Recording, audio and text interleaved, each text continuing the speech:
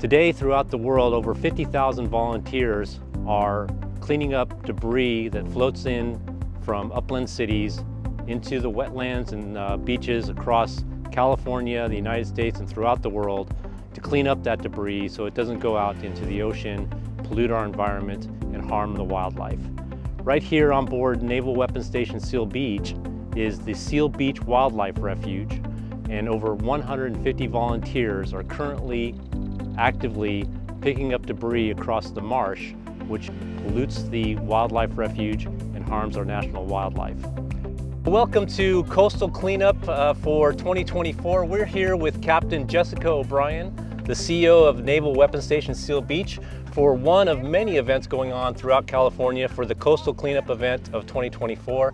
Captain O'Brien, thanks for having us on board and your time to talk to us. Can you tell us a little bit about the Coastal Cleanup event that you're hosting today on Weapons Station Seal Beach and the Seal Beach Wildlife Refuge? Sure, absolutely. So we expect about 75 people here on Naval Weapons Station Seal Beach.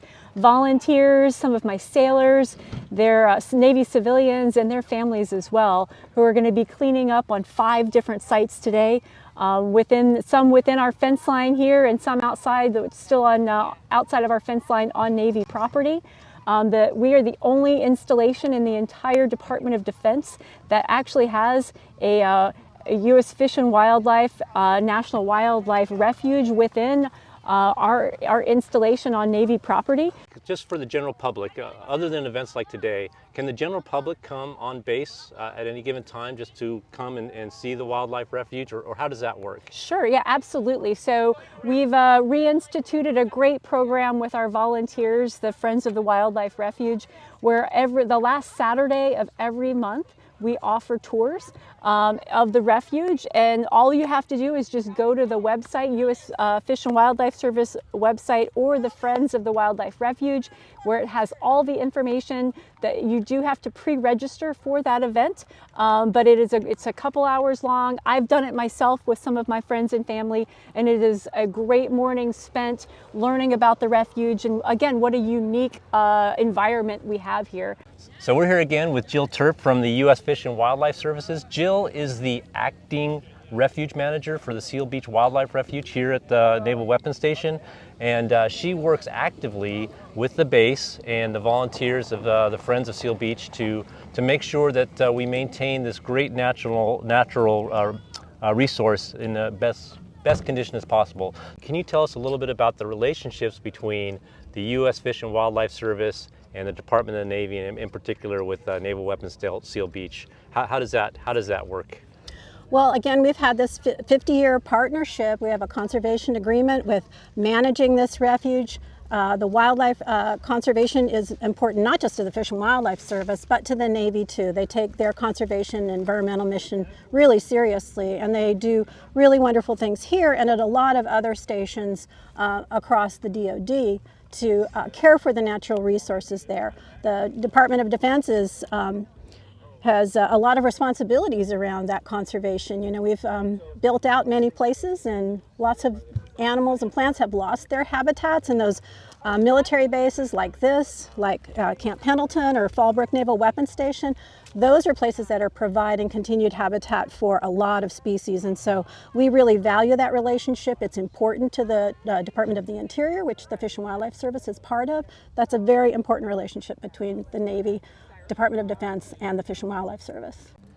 Okay, so we're here today with Ms. Chloe Vanjie. She is the base biologist and responsible for this great resource on the Naval Weapons Station, the Seal Beach Wildlife Refuge, along with Jill Terp from the U.S. Fish and Wildlife Services. So Chloe, can you tell us a little bit about the event today and why it's so important for the upkeep and maintenance and cleanliness of the refuge? Of course. So today is Coastal Cleanup Day, which is kind of a national event. So people all around the world today are cleaning up their coastlines, and we are partaking by cleaning up Seal Beach Naval Weapons Station. And we have a lot of partners today. So we have the Navy, we have U.S. Fish and Wildlife, we have the Friends of the Seal Beach National Wildlife Refuge, we have Orange County Public Works, California State University of Long Beach, Ocean Defenders, so a lot of people that are coming together today to help clean up our marsh edge. Usually we are not able to get into our marsh throughout most, I would say like 6 months of the year, because we have endangered species that are nesting in the area. Right now we are out of the nesting season for all of our endangered species in the marsh and along coastal sand habitats. So it's the perfect time for the community to come together and clean up these nesting areas. That's awesome. And so what type of trash and debris actually comes into this, to the marshlands here? All types of trash, debris, plastics, straws. I weirdly find so many shoes. We got lots of like big containers. Sometimes furniture comes in here, but mainly a lot of plastics that get in Where here. does it all come from? Usually it will come from either like runoff from the roads, that litter from the roads after a rain event. Sometimes it will come in from the ocean. So this marsh only has one inlet for salt water to get in. So that is at the inlet along our bridge. So the water will come in, it will bring in trash that's collected in the ocean. And as the water comes in, it will actually get stuck on the vegetation, and then the water will leave, but it'll leave the trash on the vegetation in the marsh, which is actually good for the ocean because it helps clean the water in the ocean, but it does leave all the trash in our marsh area. So that's why it's incredibly important that we have events like this so that we can come out here and clean the marsh. Yeah, but it's on a naval base, so it makes volunteering and people coming on board to help out with these events a little bit more challenging. Can you tell us about opportunities that the general public could have to come out, one, to enjoy the marsh or the wildlife refuge, and two, maybe to even volunteer on a more regular basis? Of course. So this National Wildlife Refuge is unique in that it's completely on a naval weapons station, which yes, does make it difficult for people to come in from the public. But we do have, we partner with U.S. Fish and Wildlife Service with a volunteer group. So people can sign up as a volunteer or even as a friend of the Seal Beach National Wildlife Refuge.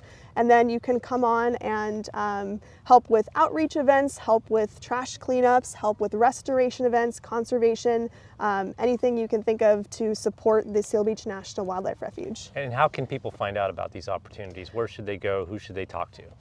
Usually through the Seal Beach National Wildlife Refuge website or the Friends of the Seal Beach National Wildlife Refuge website. You can find some contacts there, either a phone number or an email to reach out and ask for more information. That's awesome. And then on a sad note, we're talking before we started videoing that on occasion you'll find some dead animals or things like that.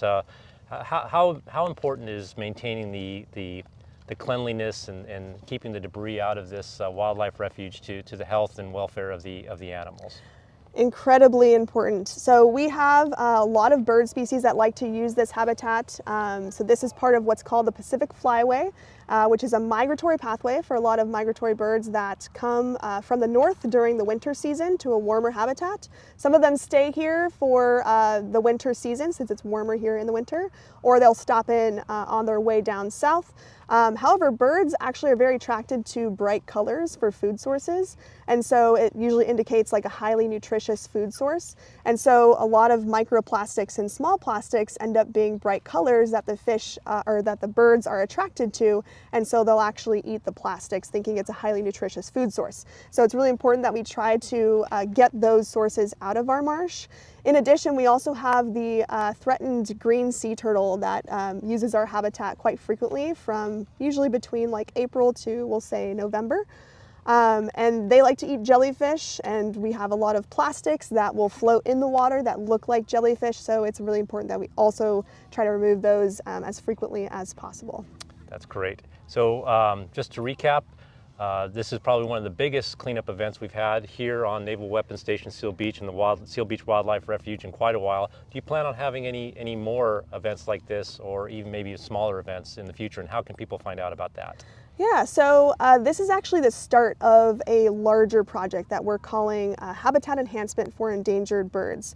And so right now what we're doing is we're prepping the habitats, we're cleaning up the habitats for these endangered birds, and what we're going to start doing is a restoration project on what we call NASA Island, which is a nesting habitat for the endangered California least tern. So this is a sandy habitat that's raised above sea level, and they dig holes in the sand and they nest in the sand.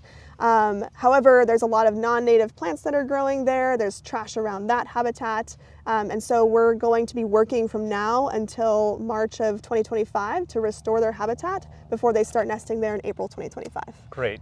And so you're going to be soliciting volunteers to come out and help prepare their nesting ground. Yes, That's so great. we will have the Friends of the Seal Beach National Wildlife Refuge help us out, U.S. Fish and Wildlife. We'll have some events, some volunteer events through the Friends, and then we'll also have some Boy Scout troops come out and help us as well. That's great. Well, thank you very much, Chloe. Is there any other last words or what words of advice you'd like to share before we sign off? I always like to share the statistic that in Southern California, over 90% of our wetland habitats have been destroyed or lost, and they provide so many benefits to our surrounding communities and to the environments around them. So it's incredibly important that we care for the remaining wetlands that we have left in Southern California. Great. Thank you, Chloe. Thank you for your time, and thank you for coordinating all this great effort and for what you do for the environment. We appreciate it. Of course. Thank you.